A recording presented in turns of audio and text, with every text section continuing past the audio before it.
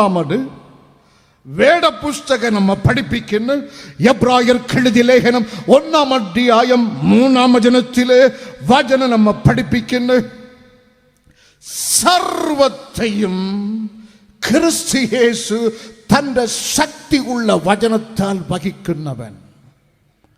7 വൻകരകൾ, 5 മഹാസമുദ്രം, ഉയരത്തിലെ സ്വർഗം, പരലോകം, ഭൂലോകം, അതിൻ്റെ താഴെ അധോലോകം, സൂര്യൻ, ചന്ദ്രൻ, നക്ഷത്രക്കൂട്ടം, സർവത്തെയും.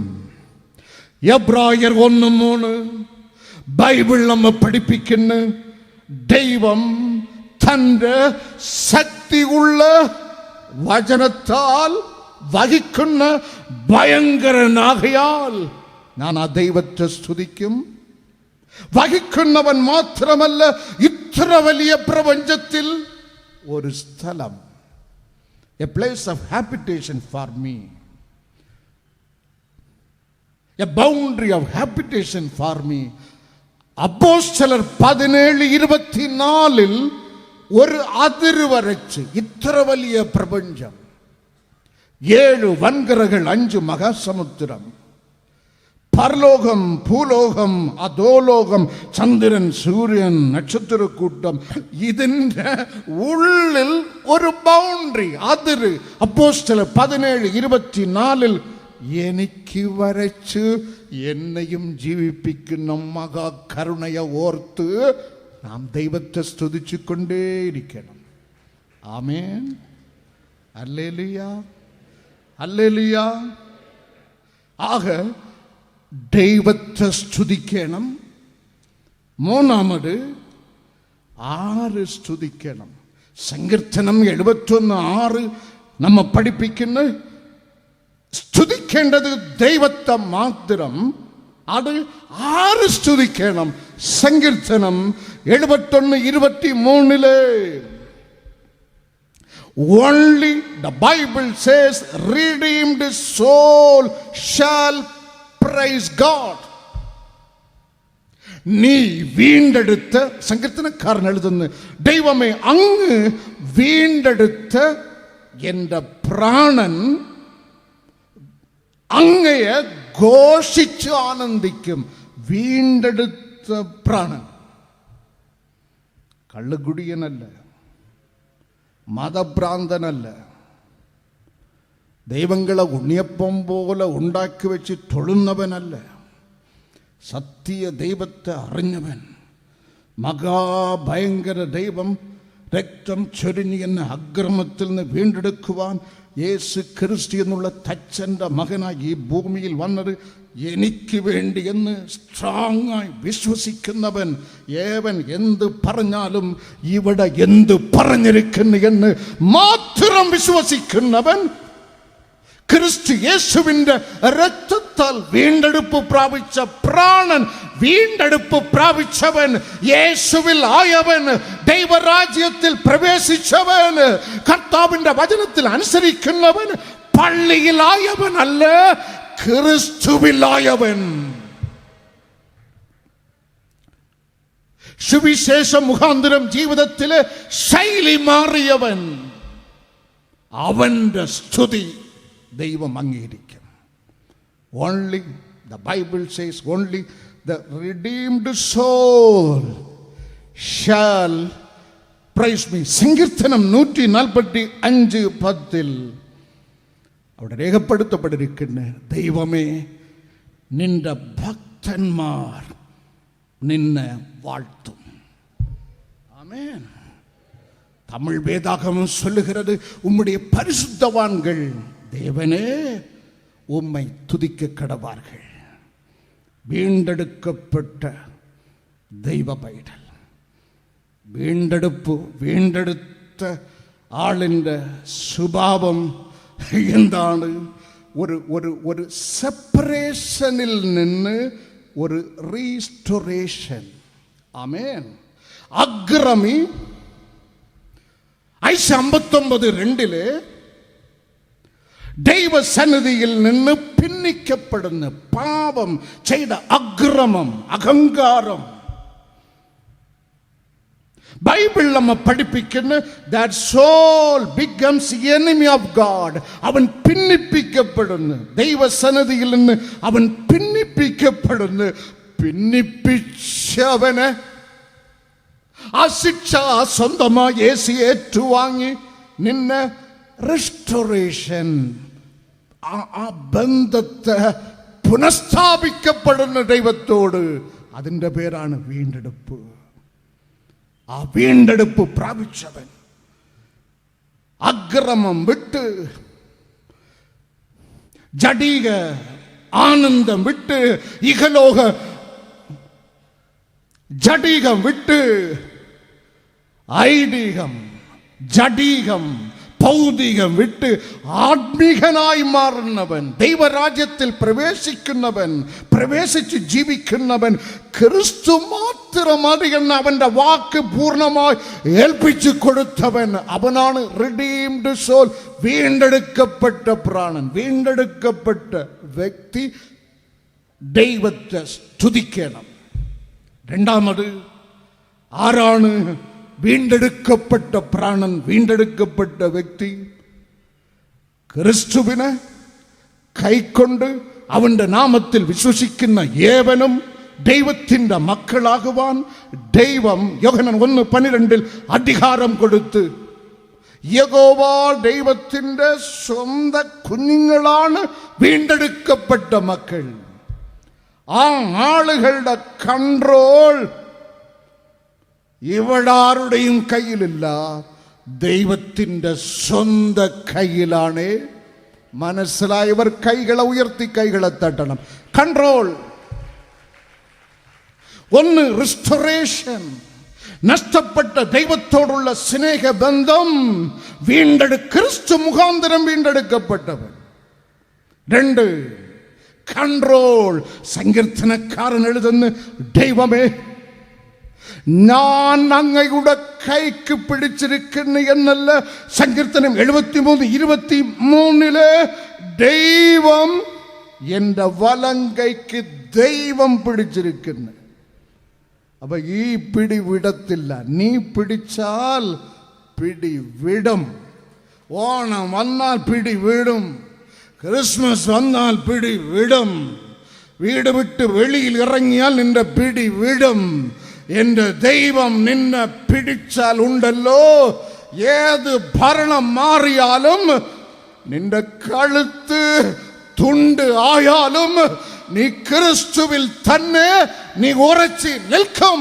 അതാണ് നീ പിടിക്കുന്നതിനും അവൻ നിന്നെ പിടിക്കുന്നതിനും തമ്മിലുള്ള വ്യത്യാസം. കൺട്രോൾ അവന്റെ കയ്യിൽ. അവനാണ് വീണ്ടെടുക്കപ്പെട്ടവൻ. കൺട്രോൾ അവൻ്റെ കയ്യിൽ. ഞാനല്ല കർത്താവിനെ പിടിച്ചിരിക്കുന്നത്, ബലവാൻ, യാക്കോബിൻ്റെ ബലവാൻ എൻ്റെ കൈക്ക് പിടിച്ചിരിക്കുന്നു. ആമേൻ. മേഘസ്തംഭം നിൽക്കുന്ന ഇടത്ത് ഇസ്രായേൽ ജനം പാളയമിറങ്ങും. മനസ്സിലായോ? അല്ലാതെ ഇസ്രായേൽ ജനം പാളയം ഇറങ്ങുന്ന സ്ഥലത്തിലല്ല മേഘസ്തംഭം വന്ന് ഇറങ്ങുന്നത്. നോ.